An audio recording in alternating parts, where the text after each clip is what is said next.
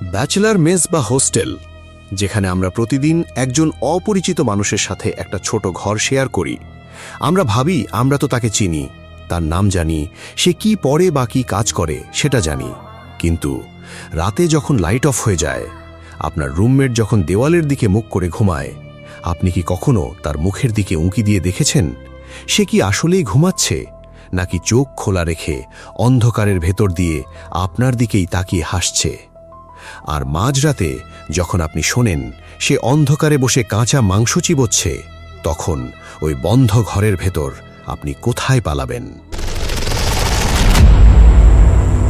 Welcome back প্রিয় শ্রোতা, আমি শাহাদাত হোসেন, আর আপনি শুনছেন ভূত FM 9.8, যেখানে গল্প নয়, ভয় নিজেই কথা বলে। আজকের ঘটনাটি আমাদের কাছে পাঠিয়েছেন ঢাকার একটি নামকরা সরকারি কলেজের ছাত্র ফারহান নামে। যে কোনো স্টুডেন্টের মতোই ফারহানের মেস লাইফ খুব সাধারণভাবেই শুরু হয়েছিল।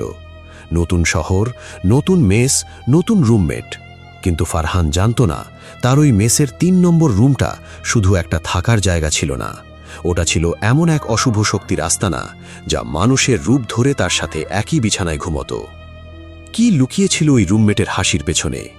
মাঝরাতে কিসের শব্দ আসতো এই ঘর থেকে? চলুন সময় নষ্ট না করে সরাসরি চলে যায় মেস লাইফের সেই হাড় হিম করা অন্ধকারের ভেতরে।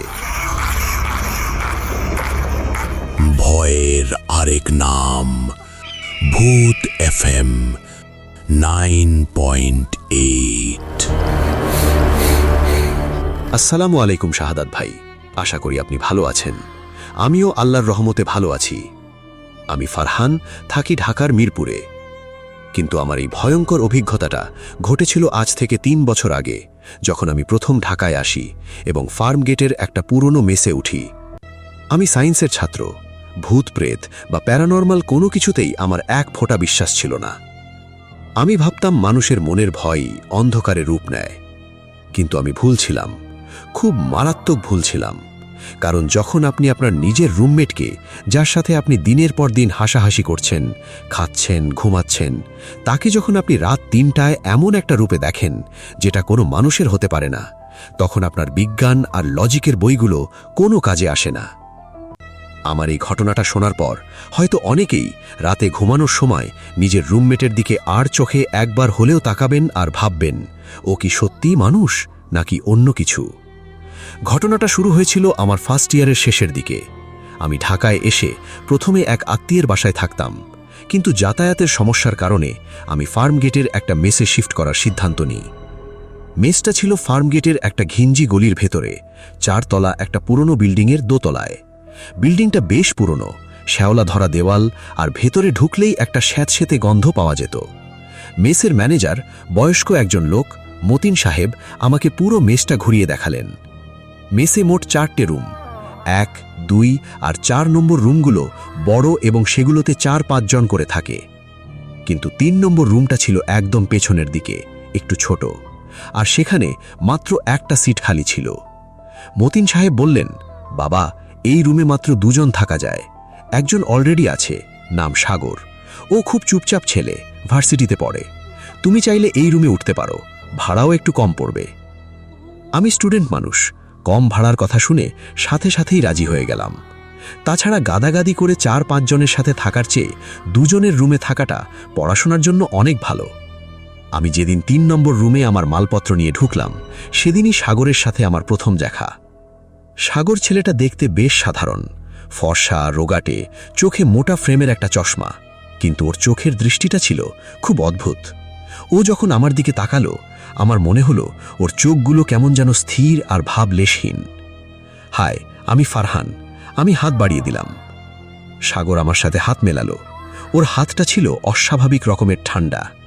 ডিসেম্বরের শীত হলেও কারো হাত এতটা বরফ শীতল হতে পারে না। আমি সাগর। এই রুমের নিয়ম হলো রাত 11টার পর কোনো লাইট জ্বালানো যাবে না, আর আমার পড়ার টেবিলে কখনো হাত দেবে না। ও একদম যান্ত্রিক গলায় কথাগুলো বলে আবার নিজের ল্যাপটপের দিকে ঘুরে বসল।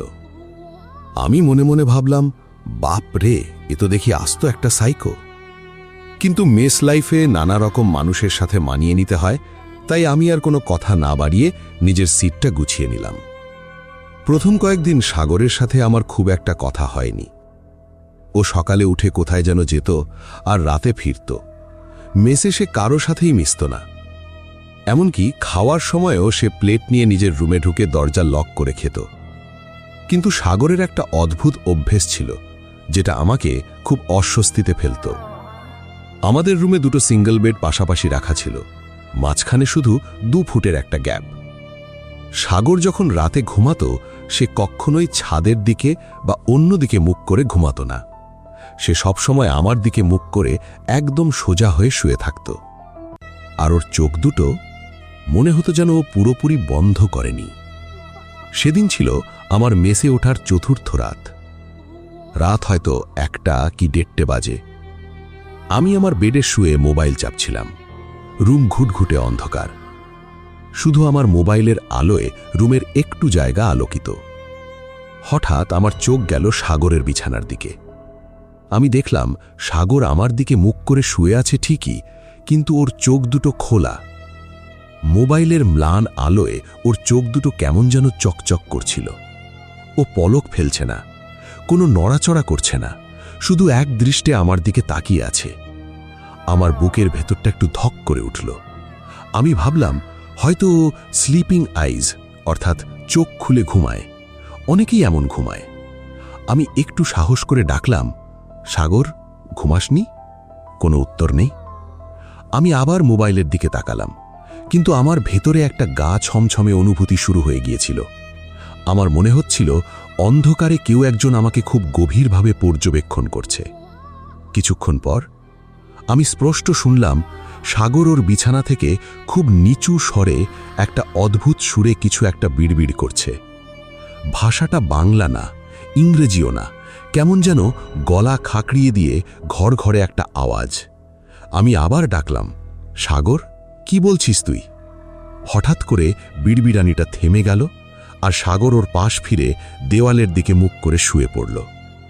আমি একটা স্বস্তির নিঃশ্বাস ফেললাম। নিজেকে বোঝালাম হয়তো ও ঘুমের ঘোরে কথা বলে। কিন্তু আমি জানতাম না ওটা ঘুমের ঘোরে কথা বলা ছিল না। ওটা ছিল এমন কিছুর সাথে কথোপকথন যাকে আমি তখনও দেখতে পাইনি। এর পরের 1 সপ্তাহে আমার রুটিনটা খুব খারাপ হয়ে গেল। আমি রাতে ঠিক মতো ঘুমাতে পারতাম না। আমার চোখের নিচে কালি পড়ে গিয়েছিল, কারণ সাগরের ওই অদ্ভুত আচরণগুলো দিনে দিনে বাড়ছিল।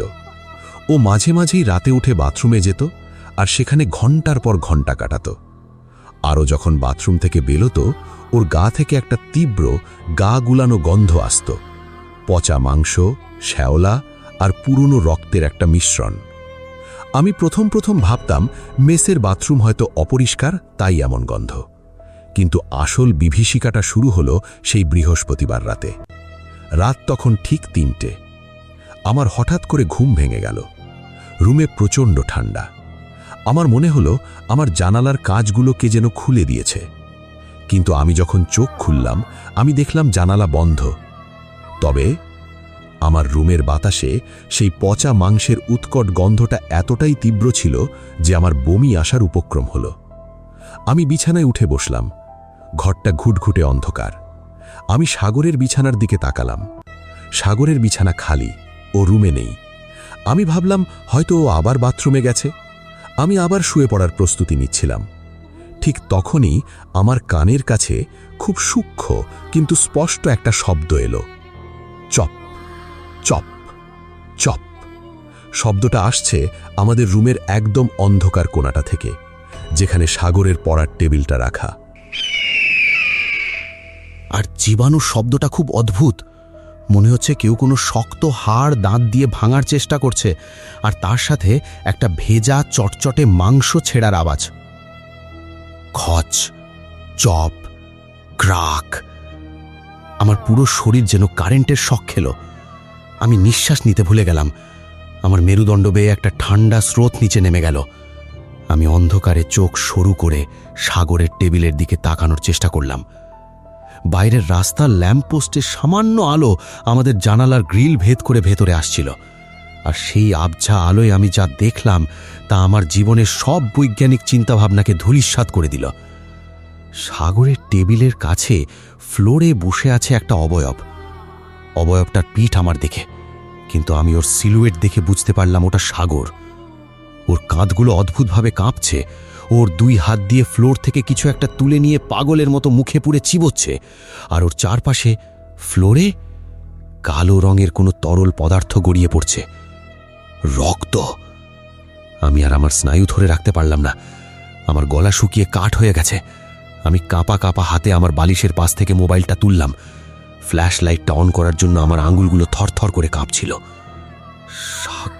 সাগর, কি করছিস তুই? আমি একটা ভাঙা ফিসফিসে গলায় ডাক দিলাম। আমার ডাক শোনার সাথে সাথেই চিবানোর শব্দটা থেমে গেল। পুরো ঘরটা একটা পিন পতন নীরবতায় ডুবে গেল। সাগর ফ্লোরে বসা অবস্থাতেই ওর ঘাড়টা খুব ধীরে ধীরে একটা মেকানিক্যাল পুতুলের মতো আমার দিকে ঘোরাতে শুরু করল। আমি আমার মোবাইলের ফ্ল্যাশ লাইটটা ওর মুখের উপর ফেললাম।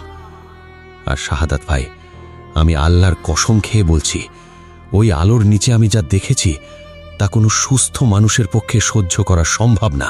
আমার মোবাইলের ফ্ল্যাশ লাইটের আলোটা সোজা সাগরের মুখের উপর গিয়ে পড়ল। আর শাহাদাত ভাই, আমি যা দেখেছি তা কোনো সুস্থ মানুষের পক্ষে সহ্য করা সম্ভব না।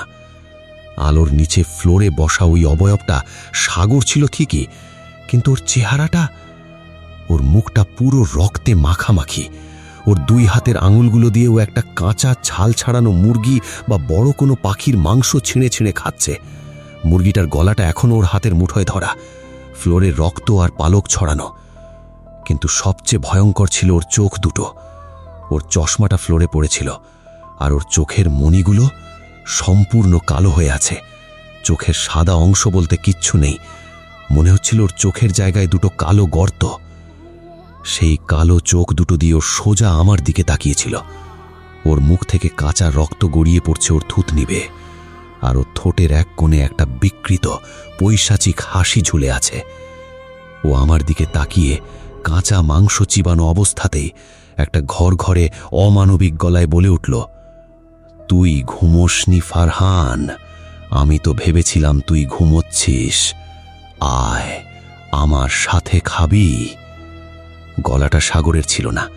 গলাটা এতটাই ভারী আর দু তিনটে গলা একসাথে মিশে যাওয়ার মতো ছিল যে আমার কানের পর্দা ফেটে যাওয়ার উপক্রম হলো। আমি স্থির হয়ে গেলাম।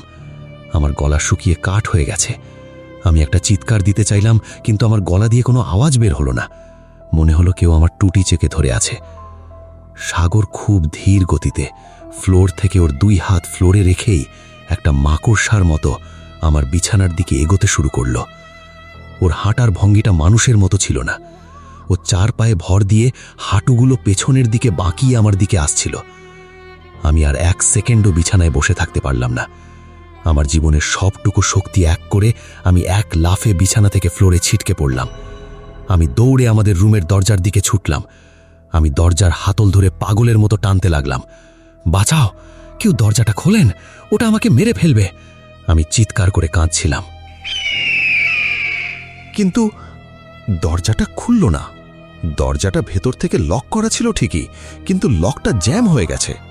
আমি কোনোভাবেই ছিটকিনিটা সরাতে পারছিলাম না। আমি বুঝতে পারলাম আমি এই অন্ধকার কেবিনের ভেতর একটা জ্যান্ত পিশাচের সাথে আটকা পড়েছি। আর ঠিক সেই মুহূর্তে আমি দেখলাম সাগর ওই কালো রক্তমাখা হাতটা আমার একদম পায়ের কাছে চলে এসছে। আমি আর কোনো উপায় না দেখে আমার পুরো শরীরের ভার পেছনের দিকে দিয়ে দরজার ওপর একটা সজোরে লাথি মারলাম। ক্র্যাক! পুরনো কাঠের দরজাটা ভুড়মুড় করে ভেঙে আমি বাইরে করিডোরে ছিটকে পড়লাম। করিডোরটা পুরো ফাঁকা আর ঘুটঘুটে অন্ধকার, শুধু টিম টিম করে একটা হলুদ বাল্ব জ্বলছে। আমি দৌড়ে করিডোর পার হয়ে মতিন সাহেবের রুমের দিকে চলে এলাম। আমি পাগলের মতো মতিন সাহেবের দরজায় ধাক্কা দিতে লাগলাম। মতিন চাচা, মতিন চাচা, দরজা খোলেন, সাগর, সাগর মানুষ না। আমার চিৎকারে মতিন সাহেব ধরফর করে দরজা খুললেন। ওনার চোখে মুখে ঘুম আর বিরক্তি। কি হইছে ফারহান, এত রাইতে এমন চিল্লাইতেস কেন? মেসের অন্য পোলাপান তো জায়গা যাইব। আমি হাঁপাতে হাঁপাতে বললাম, চাচা, সাগর ওর রুমে বসে কাঁচা মাংস খাচ্ছে, ওর চোখ দুটো কালো, ও আমাকে ধরতে আসছিল। মতিন সাহেব আমার কথা শুনে একটু থমকে দাঁড়ালেন। ওনার বিরক্তিটা মুহূর্তের মধ্যে একটা চাপা আতঙ্কে পরিণত হলো। উনি একটা দীর্ঘশ্বাস ফেলে ওনার রুমের একটা লাঠি হাতে নিয়ে আমার সাথে ৩ নম্বর রুমের দিকে এগোতে লাগলেন। বাকি রুমের ছেলেরাও আমার চিৎকারে ততক্ষণে জেগে করিডোরে বেরিয়ে এসছে। আমরা সবাই মিলে যখন ৩ নম্বর রুমের ভাঙা দরজা দিয়ে ভেতরে ঢুকলাম, রুমটা সম্পূর্ণ ফাঁকা। সাগর রুমে নেই, কিন্তু ফ্লোরে তখনও তাজা রক্ত আর পালক ছড়ানো, আর পুরো রুমটা সেই পচা মাংস আর সালফারের গন্ধে ভর্তি। মতিন সাহেব ফ্লোরের দিকে তাকিয়ে একটা ঢোক গিলে বললেন, সর্বনাশ, ও তো আবার শুরু করছে। আমি তো ভাবছিলাম ও ভালো হয়ে গেছে। আমি অবাক হয়ে মতিন সাহেবের দিকে তাকালাম। তার মানে আপনি জানতেন সাগর এরকম?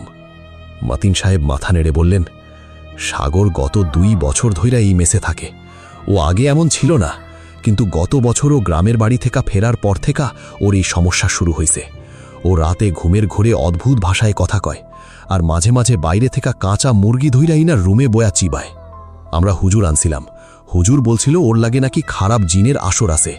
ওরে বাইন্ধা রাইখা চিকিৎসা করানো হয়েছিল। গত 6 মাস ধইরাও শান্ত ছিল দেখাই আমি তোমারে ওর রুমে দিছিলাম। কথাটা শোনার পর আমার মনে হলো আমার মাথার ওপর দিয়ে একটা বুলডোজার চলে গেল। আমি তোতলাতে তোতলাতে বললাম, তাহলে সাগর এখন কোথায় গেল? ও তো দরজা দিয়ে বের হয়নি। মতিন সাহেব হঠাৎ চমকে উঠে আমাদের মেসের ছাদের সিঁড়ির দিকে আঙুল তুললেন। ছাদে? ও নিশ্চিত ছাদে গেছে। আমরা সবাই দৌড়ে ছাদের সিঁড়ির দিকে গেলাম। আমরা যখন ছাদের দরজার কাছে পৌঁছলাম, দরজাটা হাঁ করে খোলা। বাইরে কনকনে ঠান্ডা বাতাস। ছাদটা বেশ বড়, আর চারিদিক ঘুটঘুটে অন্ধকার। আমরা ছাদের উপরে পা রাখলাম, আর শাহাদাত ভাই, আমি যা দেখলাম তা আমার পুরো জীবনের বিশ্বাস চিরতরে শেষ হয়ে গেল। ছাদের একদম মাঝখানে পানির ট্যাঙ্কের ওপর সাগর বসে আছে, কিন্তু ও স্বাভাবিকভাবে বসেছিল না। ও পানির ট্যাঙ্কের ওপর মাকড়সার মতো 4 পায়ে ভর দিয়ে বসেছিল। ওর মাথাটা পেছনের দিকে বাঁকানো, আর ওর চোখ দুটো, সেই সম্পূর্ণ কালো চোখ দুটো দিয়ে ও সোজা আমাদের দিকে তাকিয়েছিল। ও আমাদের দেখে একটা বিকট অমানসিক হাসি হাসল, আর ওর মুখ থেকে সেই ভারী পৈশাচিক গলাটা পুরো ছাদে ইকো হতে শুরু করল। তোরা সবাই আমার, আমি আজ সবার রক্ত খাব। মতিন সাহেব কাপা কাপা গলায় আয়াতুল কুরসি পড়া শুরু করলেন, কিন্তু সাগরের ওপর কোনো প্রভাব পড়ল না। ও পানির ট্যাঙ্ক থেকে এক লাফে ছাদের ফ্লোরে নামল, ঠিক একটা বন্য পশুর মতো। ও আমাদের দিকে তেড়ে আসতে শুরু করল। আমরা সবাই প্রাণ ভয়ে সিঁড়ির দিকে দৌড় দিলাম। আমি সবার পেছনে ছিলাম। হঠাৎ আমি অনুভব করলাম একটা বরফ শীতল রক্তমাখা হাত আমার শার্টের কলারটা খপ করে চেপে ধরল। আমি ছিটকে ফ্লোরে পড়ে গেলাম। সাগর আমার ওপর উঠে বসল। ওর মুখ থেকে সেই কাঁচা রক্তের গন্ধ আমার মুখে এসে লাগল।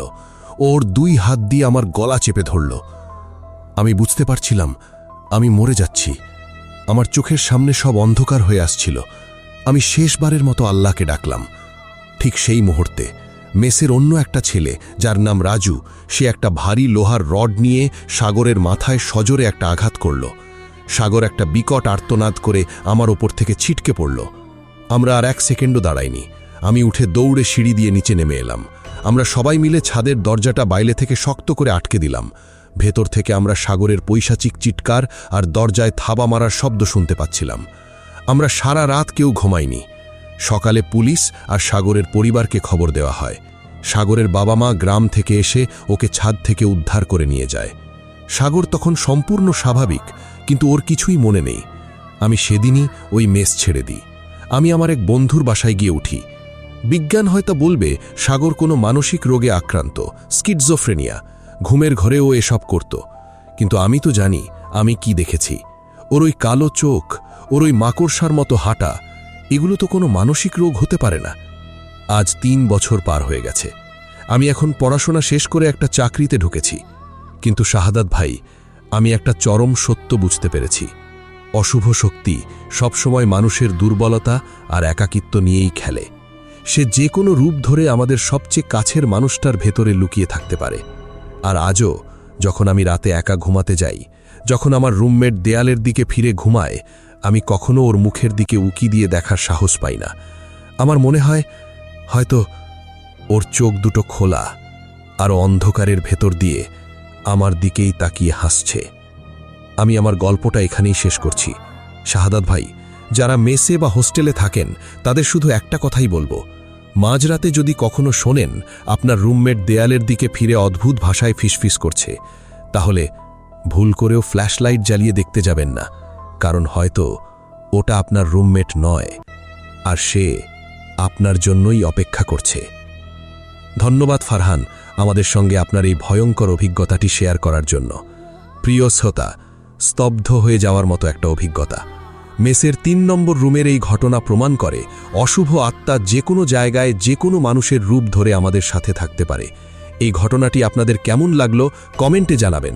আর ঘটনাটি যদি আপনাদের একটুও ভয় পাইয়ে থাকে তাহলে ভিডিওতে একটি লাইক দিন এবং বন্ধুদের সাথে শেয়ার করুন। এমন সব নতুন নতুন ভয়ঙ্কর সত্য ঘটনা শুনতে আজই আমাদের ভূত FM 9.8 ইউটিউব চ্যানেলটি সাবস্ক্রাইব করে রাখুন। সাথে আমাদের ফেসবুক পেজে ফলো দিয়ে রাখুন, যাতে কোনো নতুন এপিসোড মিস না হয়। আপনার বা আপনার পরিচিত কারো সাথেও যদি এমন কোনো গা ছমছমে ঘটনা ঘটে থাকে তবে তা লিখে বা অডিও রেকর্ড করে আমাদের কাছে পাঠাতে পারেন। আপনি চাইলে আপনার পরিচয় সম্পূর্ণ গোপন রাখা হবে এবং ছদ্মনাম ব্যবহার করা হবে। ঘটনা পাঠানোর ঠিকানা ভূত FM 9.8 bd@gmail.com। আর হ্যাঁ, আজকের এপিসোড শোনার পর যদি আপনি মেসে বা হোস্টেলে আপনার রুমমেটের সাথে থাকেন আর রাতে ঘুমানোর সময় যদি শোনেন আপনার রুমমেট দেয়ালের দিকে ফিরে অদ্ভুত ভাষায় ফিসফিস করছে, তাহলে ভুল করেও তাকে ডাকবেন না, কারণ একবার ডাকলে সে হয়তো ঘাড় ঘুরিয়ে আপনার দিকেই তাকাবে, তার সম্পূর্ণ কালো চোখ দুটো নিয়ে। আপনি শুনছিলেন ভূত FM 9.8, ভয়, রহস্য আর অজানার ঠিকানা। শুভরাত্রি।